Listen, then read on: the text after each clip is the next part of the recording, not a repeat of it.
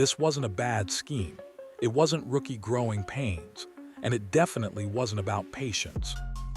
According to one former NFL player, what happened in Cleveland was personal.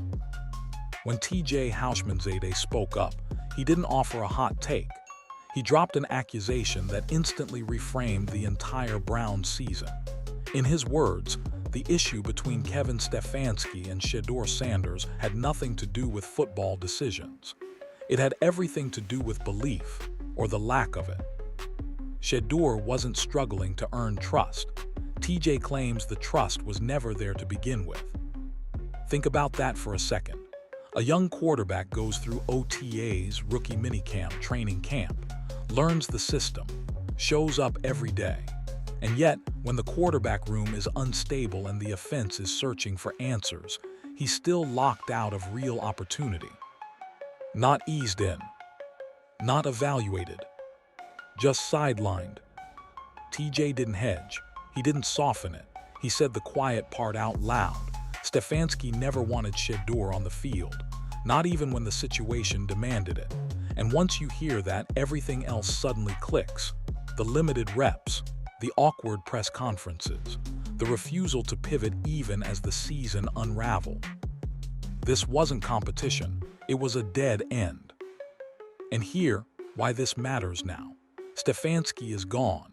And only after his exit did people inside and outside the building start connecting the dots. What fans saw on Sundays was only part of the story. The real damage, TJ says, happened Monday through Saturday behind closed doors. If that's true, then Cleveland didn't just mishandle a season. They nearly sabotaged a quarterback before his career even had a chance to breathe. And once we walk through what TJ revealed, it becomes impossible to unsee. What made this blow up wasn't a fan rant or a viral clip. It was who said it and how clearly they said it. When Houshmandzadeh spoke on the situation, he didn't hide behind vague language or maybe this, maybe that. He flat out accused Kevin Stefanski of blocking Shedeur Sanders from ever getting a real chance, not because of performance, not because of development timelines, but because Stefanski never wanted him to begin with. That's a heavy claim, and coming from someone with real NFL locker room credibility, it hit differently. TJ pointed out something that fans had been arguing about all season but couldn't prove. Shedeur was present for OTAs. He was there for rookie minicamp. He went through training camp. He learned the playbook. He built relationships with teammates. And yet, when it came time to actually evaluate him in live situations, the opportunities never came. Not even when the quarterback room was clearly unstable.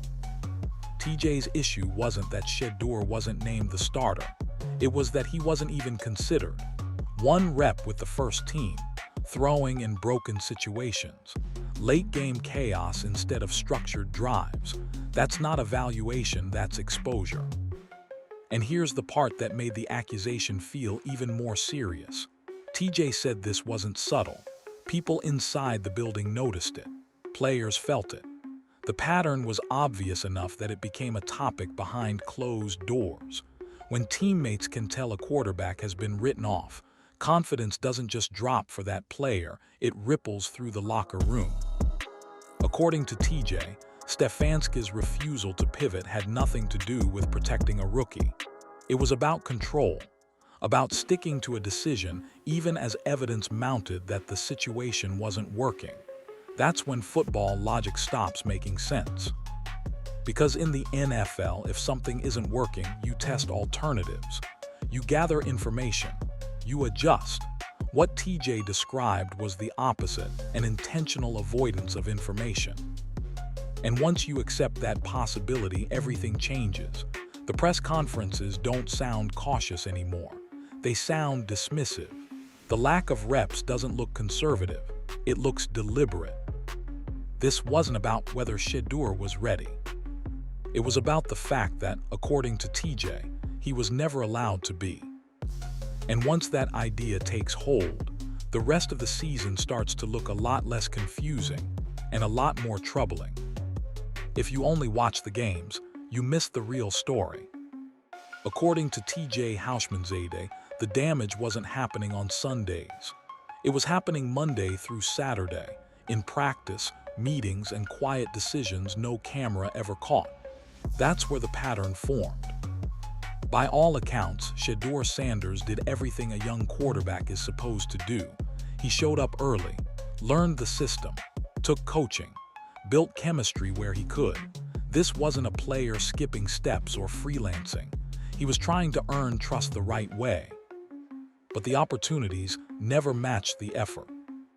TJ described a situation where reps were tightly controlled. First-team looks were rare to non-existent. Practice periods that usually rotate quarterbacks didn't rotate. Evaluation snaps, the kind coaches use to really see what they have, just didn't happen. And when Shedeur did get work, it often came in disadvantageous situations that told you more about survival than skill. That's not how development normally works. In healthy quarterback rooms, coaches create controlled environments. Clean pockets, early down throws, scripted drives. That's how you learn what a player can do. What TJ claims happened in Cleveland was the opposite. Shedeur was placed in situations where mistakes were almost inevitable. Then those mistakes were quietly used as justification to limit him even further. And here's the part that raised eyebrows inside the building. According to TJ, this wasn't just a coach protecting a plan. Players noticed that the decision-making never shifted, no matter how shaky things got. No curiosity, no experimentation, no sense of, let's at least see. That's when it stopped feeling like football logic and started feeling personal. Because when a coach truly believes in competition, reps eventually even out. Doors crack open, chances appear. What TJ described was a door that stayed shut no matter what happened on the field. That kind of environment does something to a young quarterback. Confidence erodes. Timing gets disrupted. You start pressing in the few moments you do get because you know they might be the last. Development doesn't stall by accident. It stalls because the environment won't allow it to breathe. And this is why the accusation matters. If TJ is right, then Cleveland Browns weren't evaluating Shedeur at all. They were managing optics while quietly committing to a decision already made. Which explains why, once Sundays arrived, the story stayed exactly the same. Once the game started, everything TJ described behind closed doors showed up in plain sight. On Sundays, the pattern never changed. According to Houshmandzadeh, Shedeur Sanders wasn't being put into situations designed to succeed. He wasn't getting scripted drives. He wasn't being allowed to throw early in games while the offense was still balanced. He wasn't given rhythm throws or clean pockets to build confidence. Instead, when he did appear, it was after things had already gone sideways. Broken protections, obvious passing downs, late-game chaos, situations where defenses were blitzing without fear. That's not evaluation, that's damage control. And it creates a false narrative because quarterbacks look very different when they're asked to throw on schedule versus when they're forced to improvise under pressure. Meanwhile, other quarterbacks were allowed to operate within structure. Early down throws, play action looks, time to read the field. Those reps matter because they show trust. They tell the locker room who the staff believes in. TJ pointed out that this difference shapes everything. A quarterback who throws early gains rhythm. A quarterback who only throws late presses.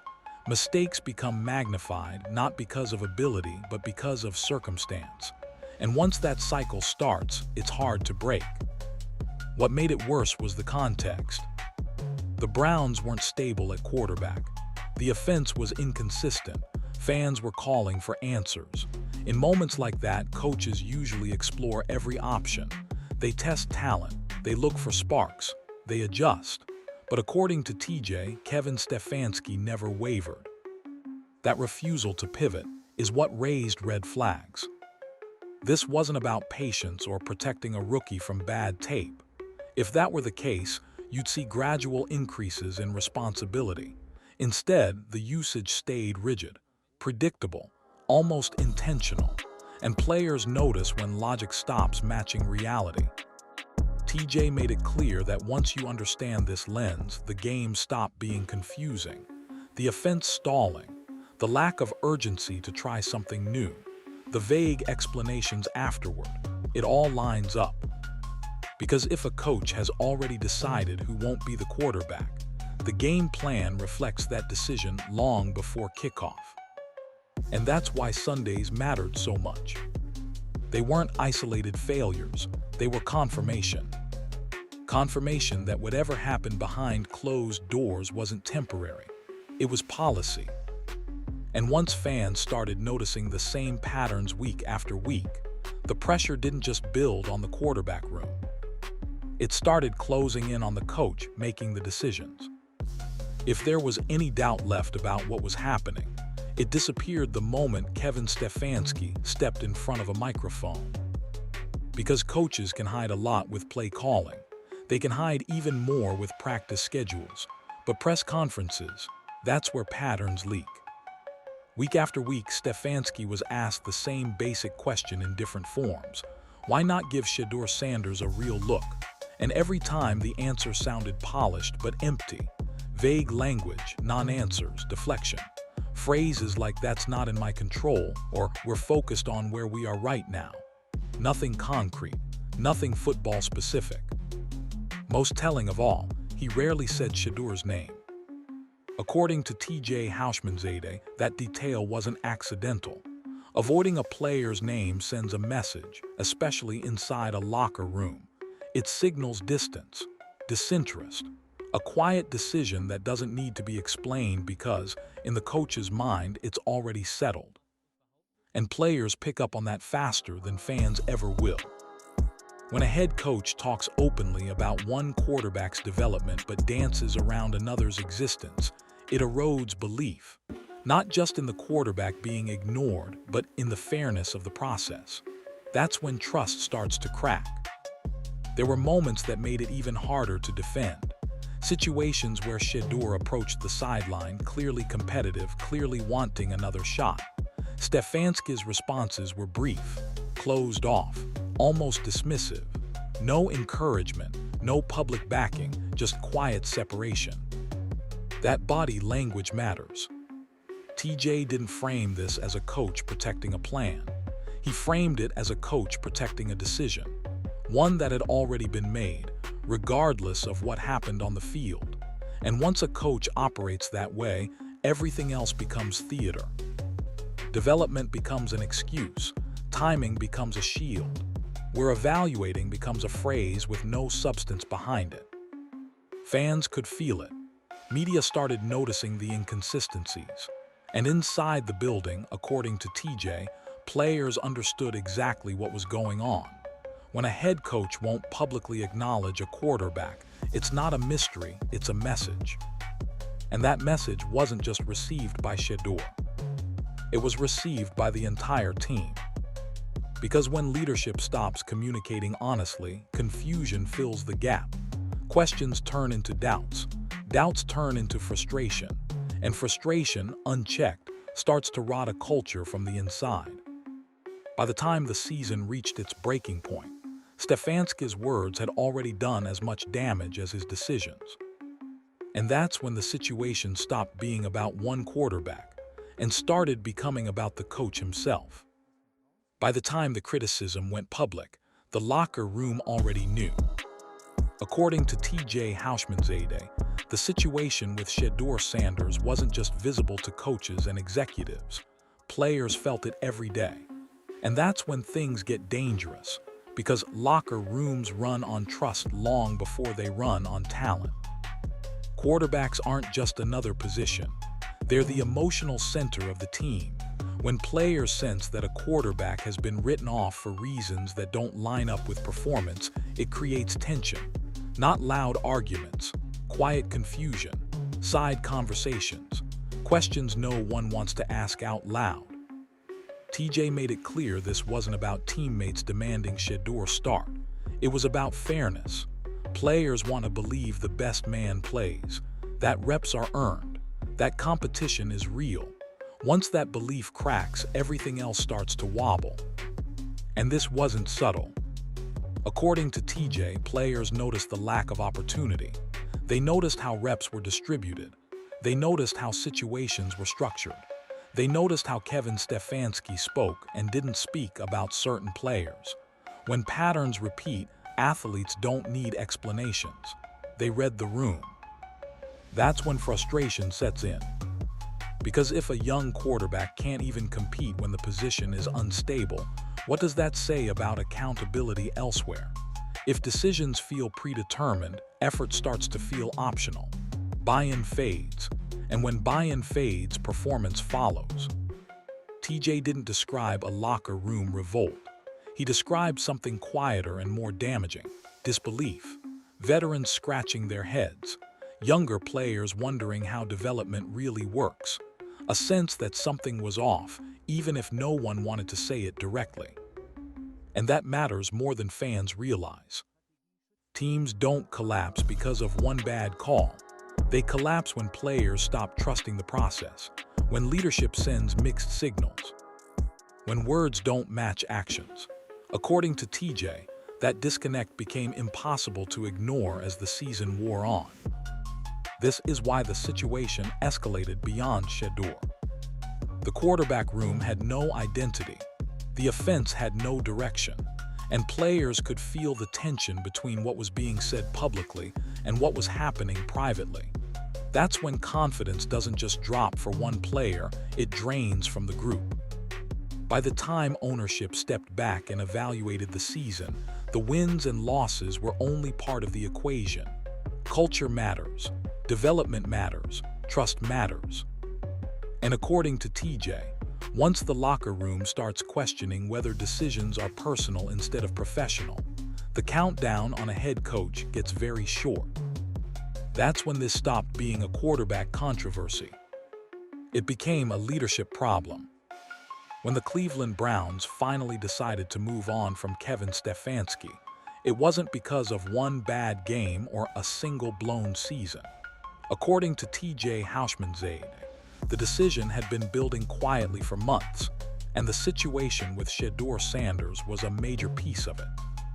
From the outside, the firing looked sudden. Inside the organization, it reportedly was. What ownership saw wasn't just an offense struggling to find consistency. They saw a quarterback room with no clear plan. A young player drafted to be evaluated never actually evaluated. And a head coach who, according to TJ, had already made up his mind and refused to budge, even as evidence mounted that the current approach wasn't working. That's where things crossed the line. NFL teams can live with losing seasons. What they don't tolerate is a breakdown in process.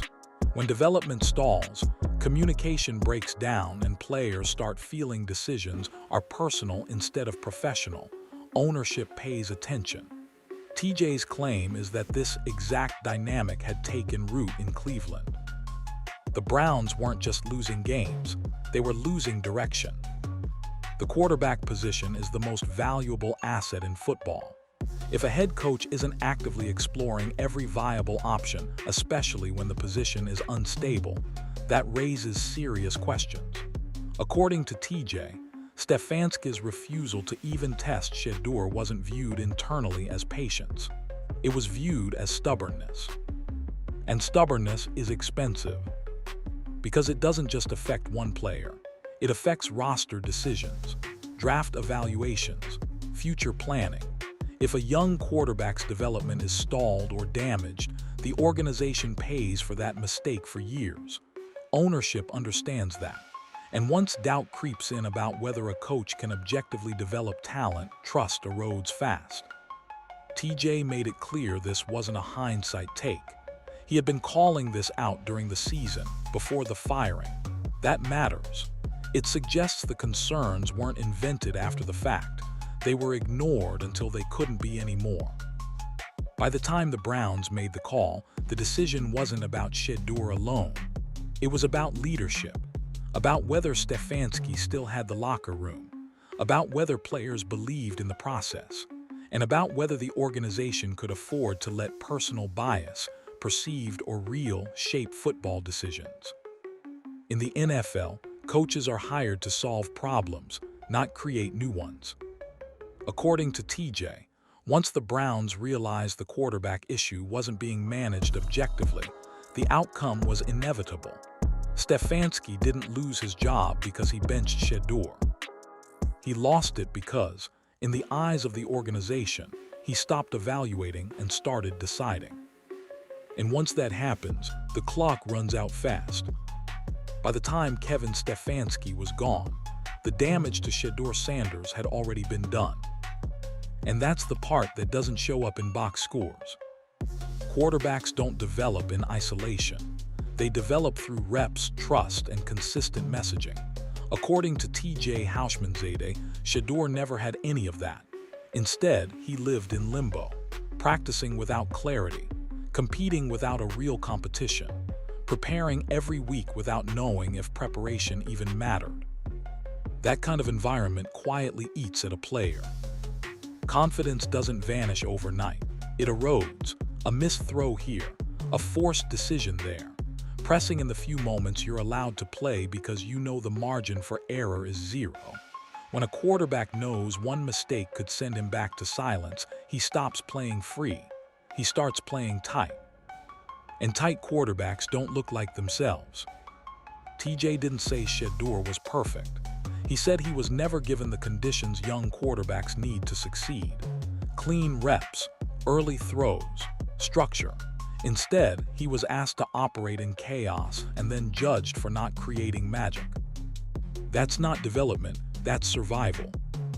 What makes this worse is the long-term effect. NFL narratives stick. Once a quarterback gets labeled as not ready or not trusted, that perception follows him. Front offices remember. Coaches remember. And if those early impressions are built on incomplete information, careers get altered before they truly start. According to TJ, this is exactly what happened.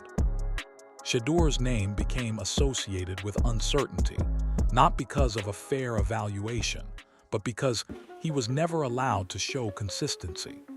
That's a dangerous position for any young quarterback, especially one already carrying the weight of a famous last name. Now the responsibility shifts to the Cleveland Browns. Stefanski is gone, but that doesn't automatically fix the environment. The organization has to actively undo the damage. That means committing to transparency, real reps, honest competition, and most importantly, belief. This isn't about handing Shedeur anything. It's about giving him what every quarterback deserves, a legitimate chance to compete without the shadow of predetermined decisions hanging over his head. Because if Cleveland repeats the same patterns under a new voice, the lesson of this season will be wasted. The truth is out now. Former players have spoken. The pattern has been exposed, and the excuses are gone. What happens next will define whether this was a turning point or just another chapter in the Browns' long history of broken quarterbacks. At this point, there's no hiding behind coach speak or recycled excuses. The story is out. The pattern is clear. And according to people who have lived inside NFL locker rooms, what happened in Cleveland wasn't just mismanagement, it was avoidable. When Houshmandzadeh pulled the curtain back, it didn't just explain one quarterback's lack of opportunity. It explained an entire season that never made sense. The stalled offense, the refusal to adjust, the vague press conferences, the growing disconnect between what fans saw and what the organization claimed was happening. This wasn't about whether Shedeur Sanders was the future or not. It was about whether he was ever allowed to be part of the conversation. And that's the uncomfortable truth Cleveland has to sit with now. Kevin Stefanski is gone, but the damage from that dynamic doesn't disappear overnight. Young quarterbacks don't reset like software updates. Confidence, trust, and timing take real work to rebuild. The Browns now have a responsibility not just to Shedeur, but to every player watching how this situation was handled. Because players notice patterns. They notice who gets patience, who gets protection, who gets real chances. And when those things feel uneven, belief fades, culture cracks, and once that happens, no playbook can save you. This is a fork in the road moment for the Cleveland Browns. One path is familiar: new coach, same habits, another quarterback caught in a system that doesn't truly believe in development, another rebuild disguised as progress. The other path requires honesty, accountability, and a willingness to admit that talent was mishandled, not because of ability, but because of ego and rigidity. The league is watching, players are watching, fans are watching. And Shedeur Sanders is watching too. Because now there are no excuses left, no hidden dynamics, no benefit of the doubt. The truth is on the table, and what Cleveland does next will tell everyone exactly what kind of franchise they really are.